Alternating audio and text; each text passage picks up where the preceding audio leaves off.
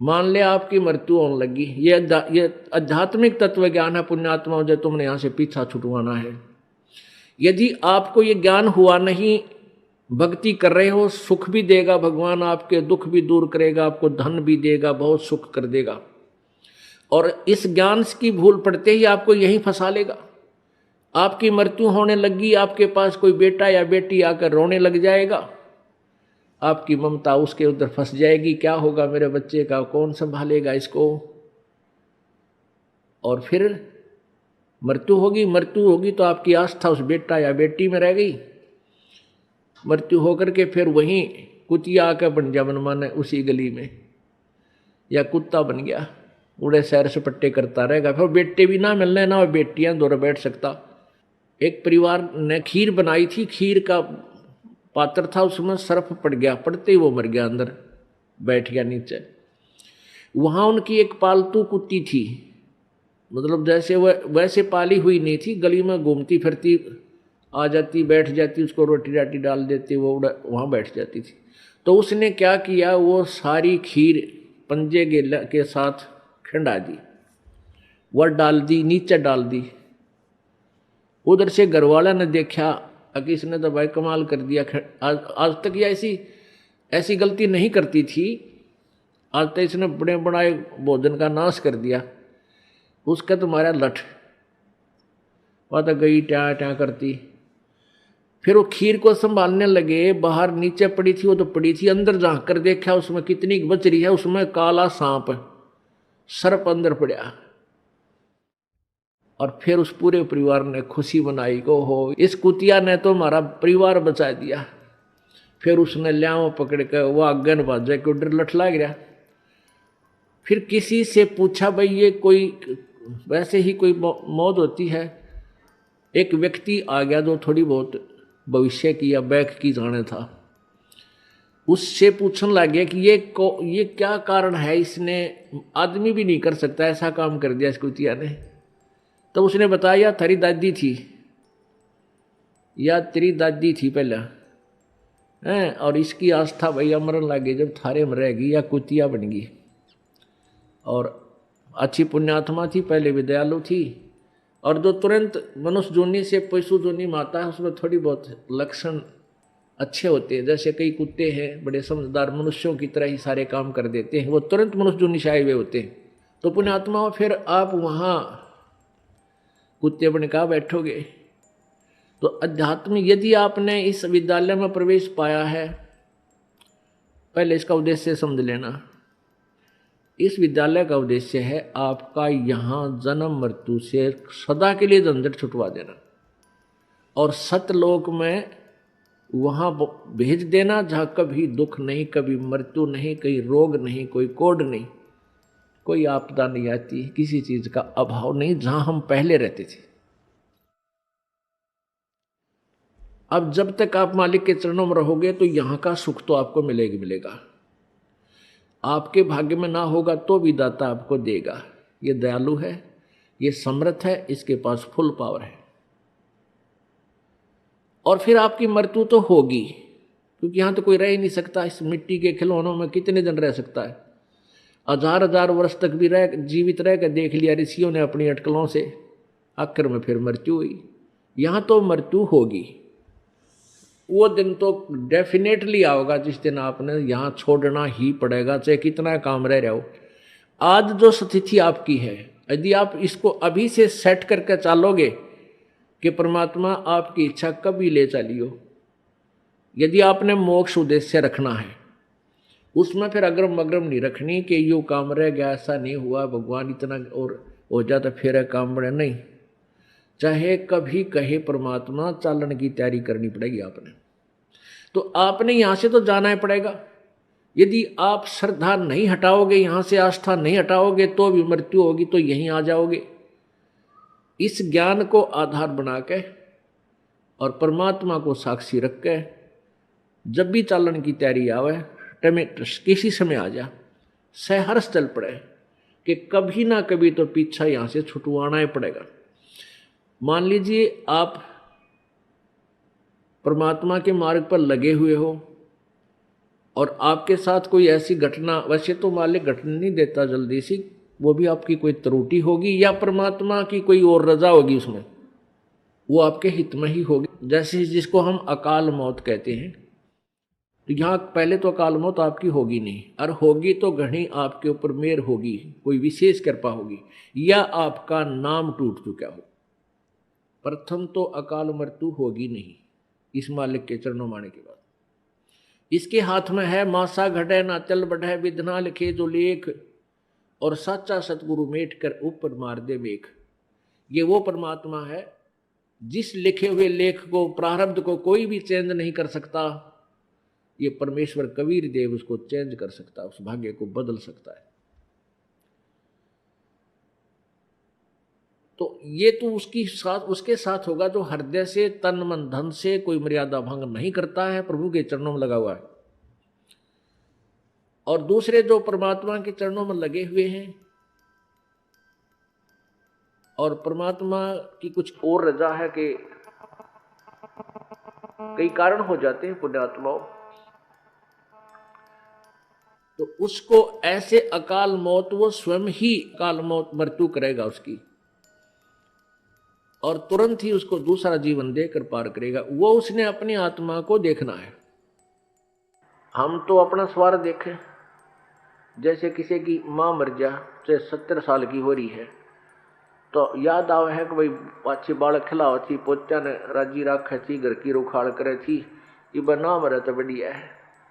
तो हम तो अपने स्वार्थ ने कर रहे हैं। जय उस माता जी का हो जा बीमारी, कोई रोग हो जा, 10 लाख जा, खाट पे लेट जाओ, तो हफ्ते अंदर हाथ जोड़ लेंगे सारे, है भगवान माँ की माटी उसंगवा ले, परमात्मा इसने उठा दे। तो कहने का भाव ये है कि यदि परमात्मा किसी भी समय पर अपने सच्चे भक्त लगा हुआ ठीक है और उसको ऐसी कोई घटना करता है, ऐसी कोई घटना होती है अकाल मृत्यु की, 2 कारण से होगी। या तो आपका नाम खंड हो चुका है, उसने आपको काल ले गया, या परमात्मा अपने हिसाब से वहां से तुरंत दूसरा जन्म देकर आपको पार करेगा।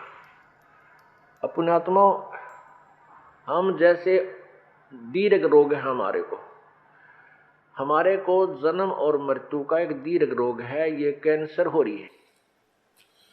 ये प्रभु का हॉस्पिटल है, ये सतलोक आश्रम बरवाला एंड करो था।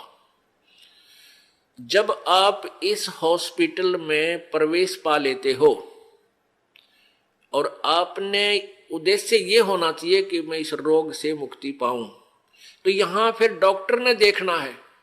जैसे डॉक्टर के पास आप चले गए, आप भयंकर रोगी हैं, फिर डॉक्टर ने ही करना है जो करना है, मरीज की नहीं चलती। वहां पर मरीज की कोई राय नहीं ली जाएगी।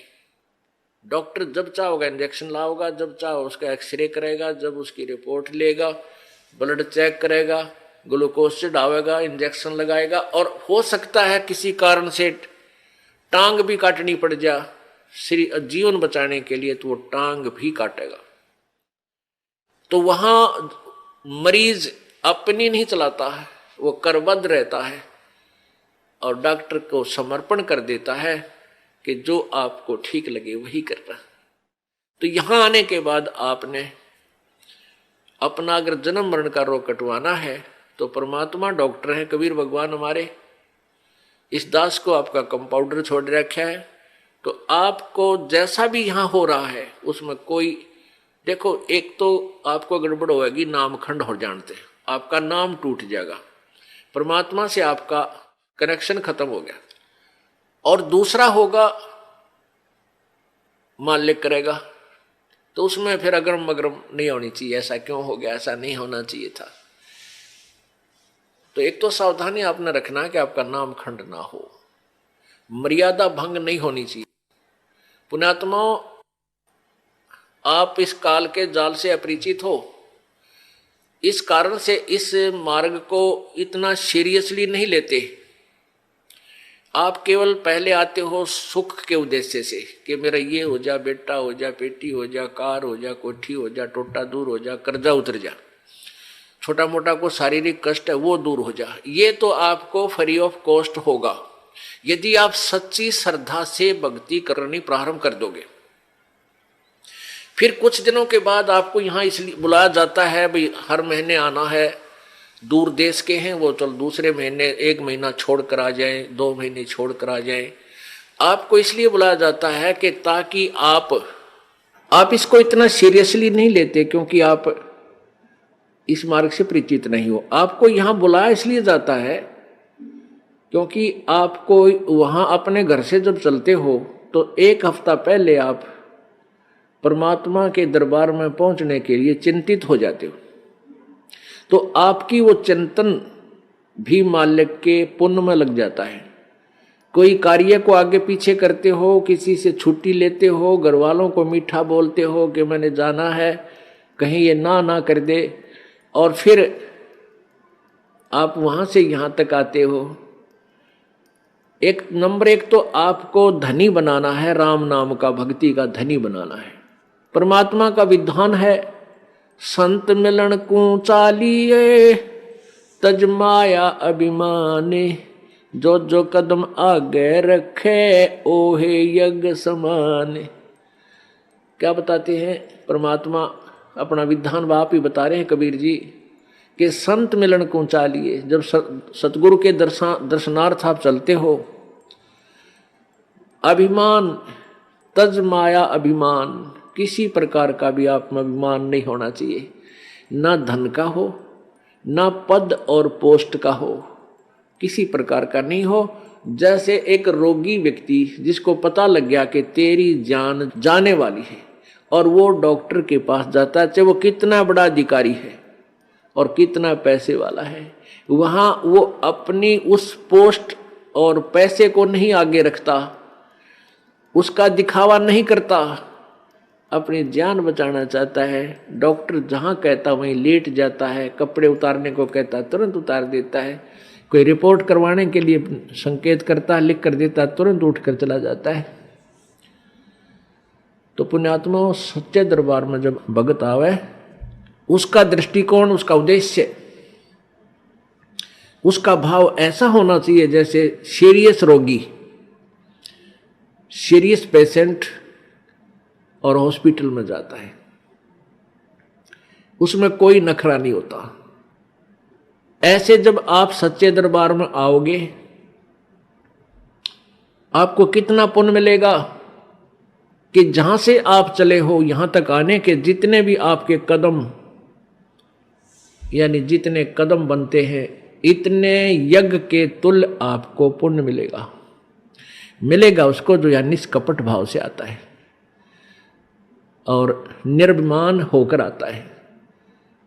जैसे रोगी जाता है हॉस्पिटल में, तो यहां आपको बुलाने का उद्देश्य ये है, नंबर 1 तो आप धनी हो जाओगे, पुण्य बढ़ेंगे आपके, और जो पैसा आपका खर्च होता है यहां किराए पर आने जाने में, ये भी आपके पुण्य में लिखा जाएगा, आपके धर्म में लिखा जाता है, ये पुण्य हो रहा आपका। तो जितना भी आप यहाँ परमात्मा के चरणों में आओगे, आपका पुण्य बढ़ेगा। फिर आप यहाँ पर 5 यज्ञ होती हैं। एक यज्ञ है धर्म की, या भंडारा चला है भगवान का दिन रात फ्री ऑफ कॉस्ट परमात्मा की तरफ से।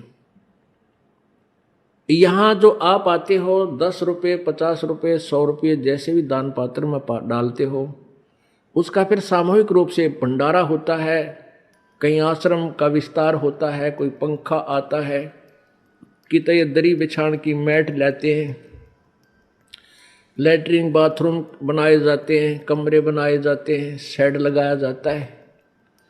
तो ये आपके पैसे का पुण्य हुआ और यहाँ आने वाली दुखी आत्माओं को चैन हुआ। अब कितने कैसे संसार से निकल कर आते हो आप, ट्रेन में आते हो, जेब कतरे साथ बैठे रहे, मन माने किरा के कर जा। घर से निकलते हो, कोई ठगी है, कोई चोर है, कोई किस तरह का है। व्यापार में भी इस तरह के ना जाने कितने निकम्मे आदमी, या व्यवसाय में अपने कार्य में किरा कितने निकम्मे टाइप के आदमी आपके साथ खसने को तैयार रहते हैं। और ऊपर से फिर आपके ऊपर ये इतनी आपदाएं, कोई रोगी है, किसी को कोई भूत सता रहा है, किसी का पितर रुष्ट है, किसी का देवता रुष रहा है, और ना जाने कितने रोग कोड आपके लगे हुए। और वो प्राणी यहाँ आता है, उसको आते ही गर्म पानी मिला है नहाने के लिए, गरम गरम चाय तैयार मिला है, अपना बैटरी सी चार्ज हो जाती है इसकी, और फिर बिछे बिछाए मैट मिले, रजाई मिले भगवान के बच्चों को, और फिर आपको यहाँ अमृत ज्ञान सुनाया जाता है रात्रि के समय, सर्दी का मौसम, ये दिसंबर और जनवरी का महीना, इसमें ओढ़ कर रजाई शाम के समय और बैठे मालिक का ज्ञान सुने, परमात्मा का प्रसाद छक के, और अपना कितनी आत्मा प्रसन्न होती है। आधा दुख तो यही बोल लेता प्राणी। तो यहाँ पर कौन आता है? यहाँ कोई खाना खाने नहीं आता, यहाँ को रात्रि को सोने के लिए नहीं आता, यहाँ तो परमात्मा के लिए वो प्यारी आत्मा आती है जो परमात्मा के अंश है, जो पिछले जन्मों से उनके चरणों में कहीं ना कहीं किसी ना किसी रूप में वो उनके साथ रहे हैं। अब वो पार हो नहीं पाया, भटक रहे हैं, उनको फिर परमात्मा अपने बच्चों को इकट्ठा कर रहा किसी ना किसी माध्यम से, कोई टीवी से, चैनल से, या किसी पुस्तक से, या किसी मित्र से, रिश्तेदार से, भाई बहन से अपना संदेश भिजवा कर इनको फिर शरण में ले रहा है।